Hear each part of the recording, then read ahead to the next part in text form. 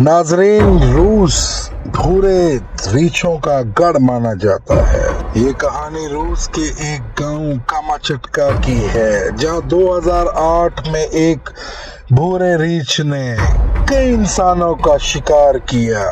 Reports के मुताबिक कामाचटका के इलाके में 2008 में एक गोल्ड माइनिंग कैंप लगा। तभी एक भूखा रीछ अक्सर इनके कैंप के आसपास मंडलाता रहता था।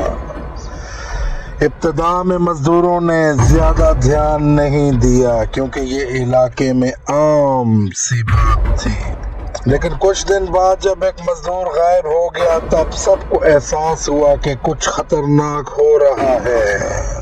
चंद दिन बाद 2 मजदूरों की लाशें मिली जो बुरी तरह चबाई जा चुकी थी। उनके जिस्मों पर बड़े पंजों के निशान थे और आसपास की मिट्टी में रीछ के बड़े कदमों के निशान। ये खबर तेजी से फैल गई और कामाचटका के मकामी गाइड्स और जंगली हयात के माहिरीन ने तस्दीक की कि ये एक बड़ा भूरा रीछ था जो शायद जख्मी या बूढ़ा हो चुका था और इसलिए इंसानों को शिकार कर रहा था। जी, रीछ हर रात कैंप के आसपास आता, खेमों को फाड़ने की कोशिश करता और खाने की तलाश में माइनिंग एरिया में घुसने की कोशिश करता।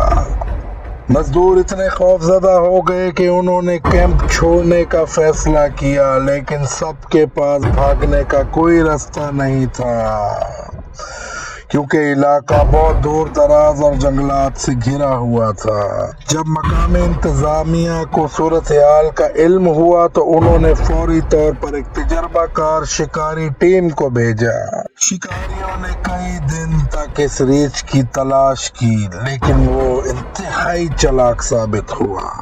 बिलाखिर रीछ को एक दरिया के किनारे मुर्दा पाया गया।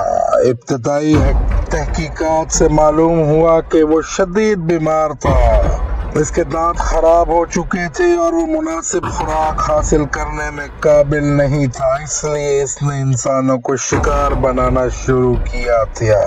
कामाचटका की इस वाक़ये ने दुनिया भर में जंगली हयात के माहिरीन को ये समझने पर मजबूर कर दिया कि जब जंगली जानवरों का कुदरती माहौल मुतासिर होता है तो वो गैर मुतवक्को और खतरनाक रवैये अपना सकते हैं। ये कहानी इन चंद हकीकी वाक़यात में से एक है जहाँ एक भूरे रीछ ने इंसानी बस्ती को शिकार गाह में बदल दिया।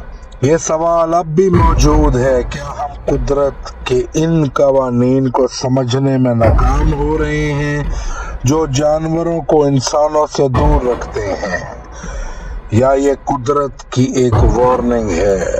कहानी पसंद आए तो चैनल को लाइक, सब्सक्राइब और शेयर लाजमी करें ताकि मैं आपके लिए ऐसे मजे की और कहानियां भी ला सकूं।